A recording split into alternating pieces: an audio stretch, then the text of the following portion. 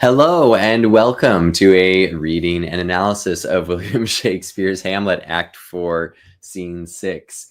This should be a pretty good stream because I just practiced it. I thought I went live and I did not. So we'll try it again. Thankfully, this is pretty much the shortest scene in the entire play. So let's dive in, for me the second time, to Hamlet, Act 4, Scene 6. So this is a really short scene, but it is a highly debated scene. Some people think it's a super clever plot device, and other people think it's the stupidest part of the whole play.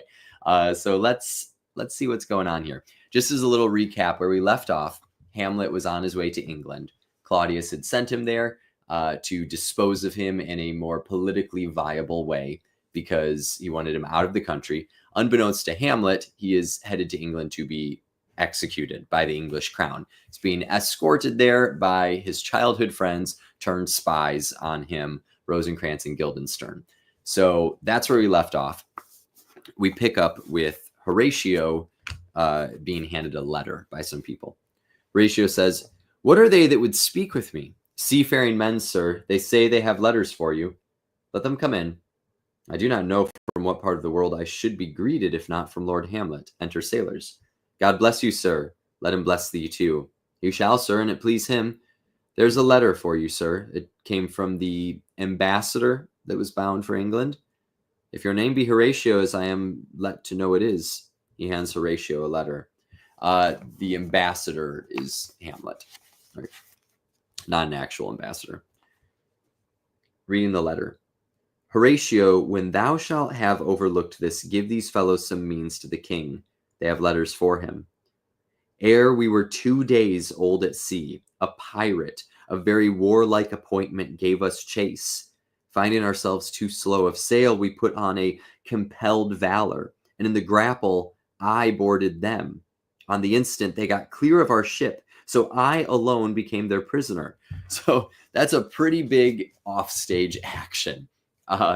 Hamlet and his ship, or the ship he's on, he's not steering the ship, they get attacked by pirates, and they have to put on compelled valor. They are forced to become very, very brave all of a sudden and fight for their lives, or at least for their ship.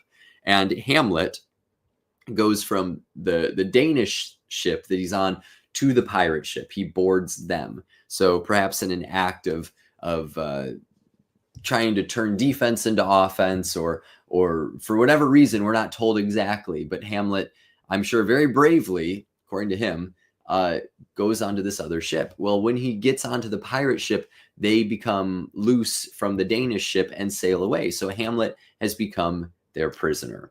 Everyone else who he was sailing to England with are still on the Danish ship, still going to England, apparently.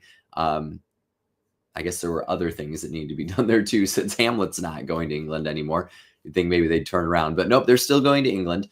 And Hamlet is captured by pirates. Let's see what else happens in this letter.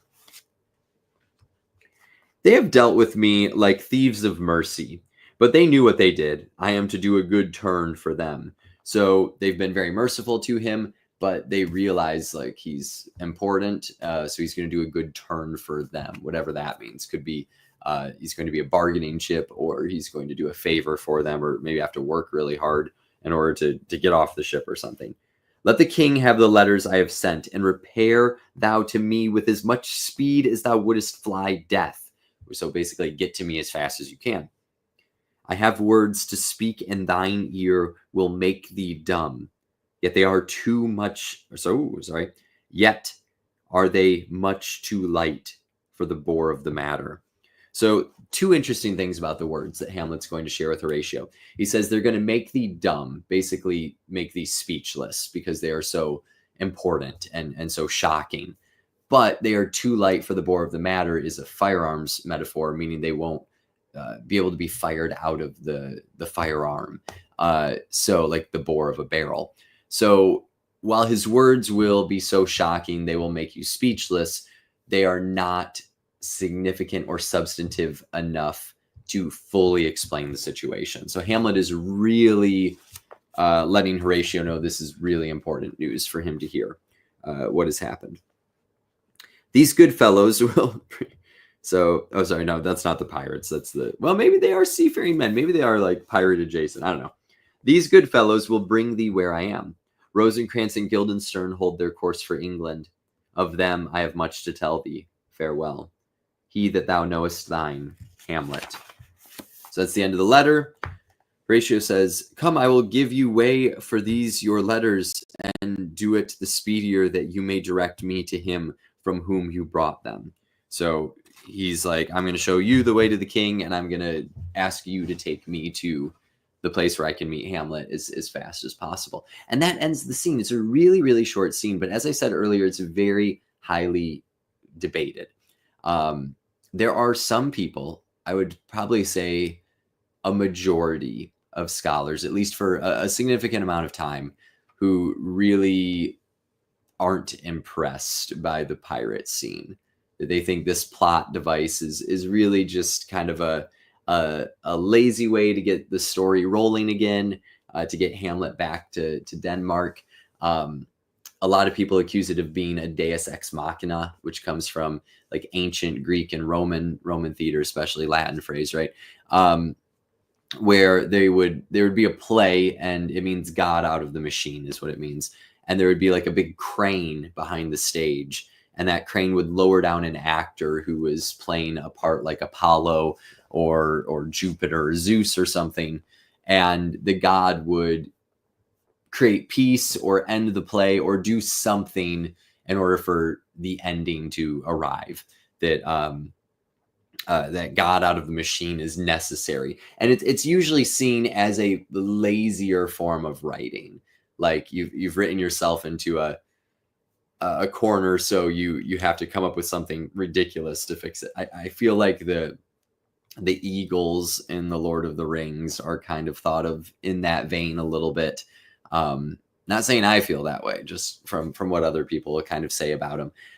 The other idea with this scene that usually gets thrown around is it's an example of God's providence and everything. There's a lot of talk of providence in this play. Famous line at the very end of the play that Hamlet says about providence and the fall of a sparrow. So providence is God's will, his plan, and how it will always go the way that God intends it to, no matter what people are doing, that they're fulfilling the providence, but they're not the ones in charge of it. And that is an interesting theological idea, but doesn't necessarily make for a great story device, I don't think, for a work of fiction. So in both those instances, people kind of poo-poo the pirate scene as just feeling a little out of left field and ridiculous, and it's barely talked about. And it maybe is the weakest part of Hamlet as a story. There's other scholars who have really advocated for the pirate scene. They say that it's an example of Hamlet's agency, that the fate or the providence and all of this, he is playing a huge role in making it happen. He's not just being tossed around by the winds, that you have the compelled valor that makes him go on to the other ship that then brings him back to Denmark. There's also some theories or some arguments to be made that Hamlet is a little more in control of this than perhaps people think, that maybe he even set up this pirate situation, because there's been talk of him being sent to England all the way back to the beginning of Act 3. Claudius has brought it up long before Polonius's death. So maybe this is a contingency plan of Hamlet's this entire time, or he has more to do with it than people think. One thing I will say is this idea of compelled valor, of suddenly the situation has forced you to be brave, has forced you to take action, does carry through to the end of the play. That this could be seen as an important turning point for Hamlet, whether it's just fate that's doing it, or he's doing it more directly. Either way, he's being pushed toward action. So that's Hamlet for you. People will debate about all sorts of stuff. People have been writing about this play and arguing about this play and enjoying the arguments about this play for hundreds of years. And that's the cool thing about reading it now, is you get to join in on that conversation. So let me know what you think of the pirate scene. But I will say we'll come back to pirates. This little pirate device plays another another important role in perhaps one of Hamlet's most controversial moves in the entire play. Has to do with what we just read here. So we'll return to this when we get to the end of the play. But let me know in the comments what you think of the pirate scene. And until next time, happy reading. If you're interested in any field notes, I have a brand new discount code in the description. It's been reset. So if you've used it before, you can try it again. It might work for you again. But if you haven't used it before, it should definitely work. There's all sorts of great things on fieldnotes.com. This is some of the best colored pencils made. Blackwing colored pencils are available there. You get 10% off your first order. Or these editions that I'm showing here are the National Park editions. They have, I think, 18 different national parks. This is Volcano and Everglades. And part of the purchase goes to support the national parks, and they definitely need it right now. So if you're in the market for new notebooks, I highly recommend Field Notes. Check out the link in the description. Use the discount code to save 10% on your first order and help out the channel. But either way, thank you so much for watching. We've got one scene left in Act 4, so I'll see you then. Hopefully I only have to do that stream once, and then we're into the final act of the play. So congratulations, we're almost there. Thank you so much. I'll catch you next time. Once again, happy reading. Bye.